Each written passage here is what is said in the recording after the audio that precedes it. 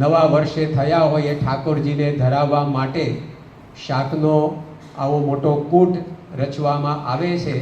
તો આપની સમક્ષ પણ ઠાકોરજી સમક્ષ પણ એ રચના કરવામાં આવી છે. અને અત્યારે વડીલ સંતો આપની પાસે વિવિધ શાક લઈને આવશે, તેને આપ પ્રાસાદિક કરી અને સૌને સ્મૃતિ આપો એ વિનંતી છે. સૌપ્રથમ પૂજ્ય કોઠારી બાપાને આપણે વિનંતી કરીએ. આપે બાપા વર્ષો સુધી જેને લાભ આપ્યો છે એવા પરવળ લઈને આવે છે.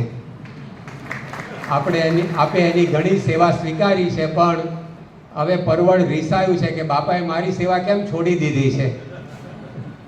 એટલે આપ એ પરવળને આજના દિવસે અંગીકાર કરી અને સૌને સ્મૃતિ આપો.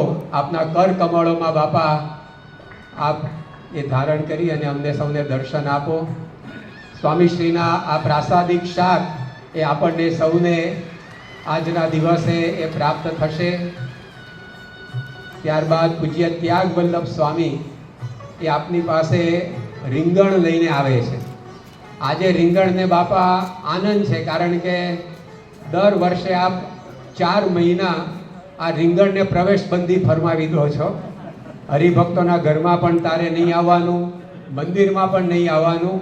પણ આજે હવે રીંગણાને છૂટી થઈ છે અન્નકૂટના દિવસથી, તો એ રીંગણ આપની પાસે આવી રહ્યા છે અને પૂજ્ય ત્યાગ સ્વામીએ પ્રાસાદિક કરાવી રહ્યા છે. સ્વામીશ્રી પણ આપણને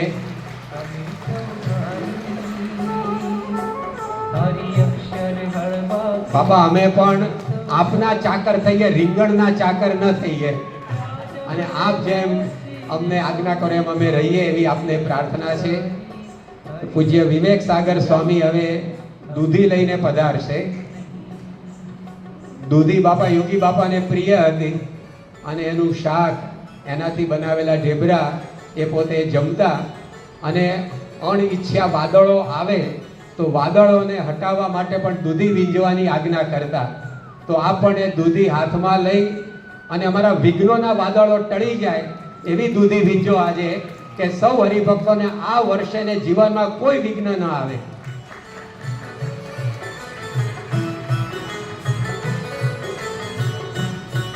પૂજ્ય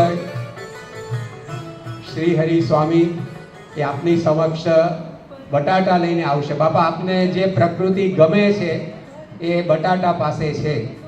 આપ કહો છો કે બધા સાથે હળી મળીને રહેવું, તો આ બટાકા એવું શાક છે કે કોઈ પણ શાક સાથે ભળી જાય અને બધાને એ સાથ આપે છે. તો એ બટાકા લઈ અને પૂજ્ય શ્રી હરિ સ્વામી આપની પાસે પધારી રહ્યા છે.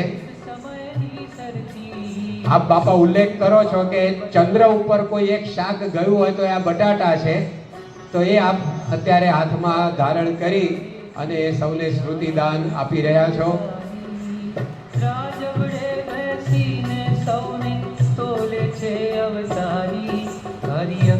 હવે પૂજ્ય યજ્ઞપ્રિય સ્વામી આપની પાસે બાપા ગાજર લઈને પધારશે.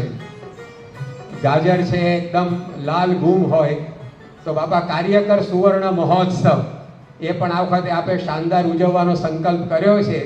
તો તમામ કાર્યકરો વતી અને બીએપીએસના હરિભક્તો વતી પૂજ્ય યજ્ઞપ્રિય સ્વામી આપને આ ગાજર અર્પણ કરી રહ્યા છે. આપ પણ એને કર કમળમાં ગ્રહણ કરી અને સૌને સ્મૃતિ આપો.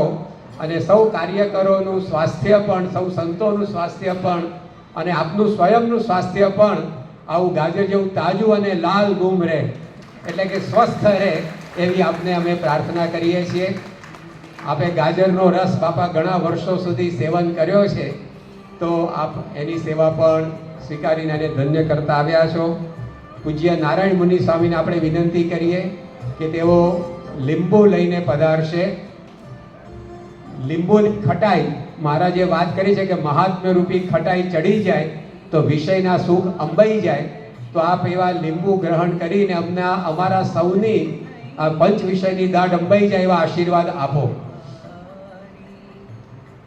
જેતલપુરના ત્રીજા વચરામાં બાપા મહારાજ લીંબુ ઉછાળતા એવું વર્ણન આવે છે. તો આપ શ્રુતિ આપો બધાને. નારાયણ મુનિ સ્વામી સામે ઉછાળો બાપા.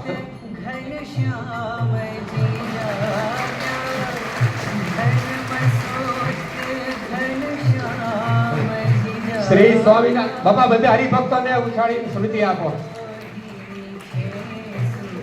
શ્રી સ્વામિનારાયણ ભગવાનની. હવે અંતે આપણે અમદાવાદ મંદિરના કોઠારી પૂજ્ય ધર્મ તિલક સ્વામી બાપા આપની પાસે બ્રોકલી લઈને આવશે. આપ કહો છો બાપા બ્રોકલી એ સંપીલો પરિવાર છે એવું આપ ઘણીવાર કહો છો. દ્રાક્ષના ઝુમખામાંથી દ્રાક્ષ છૂટી પડે પણ બ્રોકલીમાંથી કંઈ છૂટું ન પડે. આપ સંપીલા પરિવાર તરીકે એને યાદ કરો છો તો એ આ બ્રોકલી સ્વામી શ્રી ધારણ કરીને આપણને સ્મૃતિ આપી રહ્યા છે.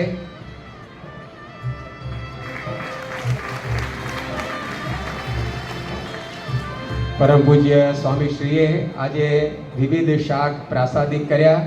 આ જ રીતે તેઓ મંદિરમાં પણ